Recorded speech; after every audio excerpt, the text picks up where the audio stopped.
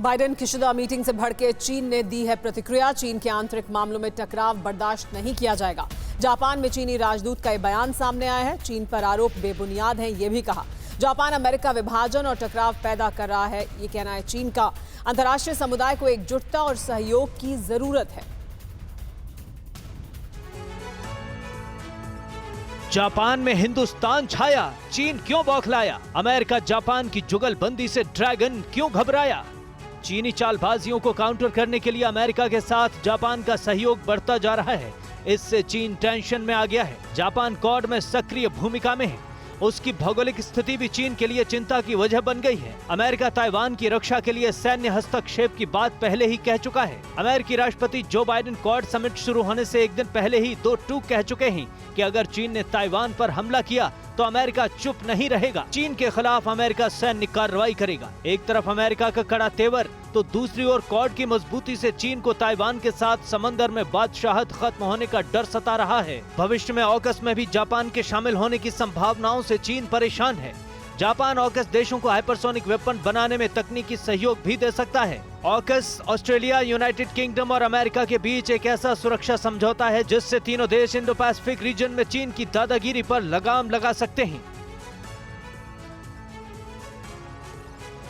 और इस बीच रशिया ने बेलारूस को न्यूक्लियर अटैक वाली मिसाइलें दी हैं। रूस बेलारूस के बीच इस्कंदर मिसाइलों को लेकर डील हुई है और बेलारूस के पास पहले से मौजूद है S-400 मिसाइल सिस्टम। रूस यूक्रेन जंग के आज 3 महीने पूरे हो गए, लेकिन कोई नतीजा निकलता नहीं दिख रहा है। दोनों देश एक दूसरे पर ताबड़तोड़ हमले कर रहे हैं। रूसी हमले से एक और यूक्रेन तबाह हो रहा है, खंडहर में तब्दील हो रहा है, तो वहीं यूक्रेन भी पूरी मुस्तैदी के साथ युद्ध के मैदान में डटा हुआ है। अमेरिका समेत कई पश्चिमी देशों के हथियारों की मदद के बल पर ज़ेलेंस्की की सेना रूसी सैनिकों पर जबरदस्त पलटवार कर रही है। हालात इतने तनावपूर्ण हैं कि कभी भी न्यूक्लियर वॉर छिड़ सकता है। रूस ने यूक्रेन के साथ युद्ध में अपने सहयोगी बेलारूस को परमाणु हथियार ले जाने वाली मिसाइलें दी हैं। रूस के राष्ट्रपति व्लादिमीर पुतिन ने बेलारूस को घातक इस्कंदर मिसाइलें बेची हैं। इतना ही नहीं, बेलारूस के राष्ट्रपति अलेक्जेंडर लुकाशेंको ने कहा है कि वे बहुत जल्द न्यूक्लियर अटैक में सक्षम इस्कंदर मिसाइल और S-400 मिसाइल सिस्टम का उत्पादन करने लगेंगे। लुकाशेंको ने साल के अंत तक की तारीख भी बता दी है। बेलारूस अभी तक रूस से ही इस्कंदर मिसाइल और S-400 मिसाइल सिस्टम खरीदता रहा है।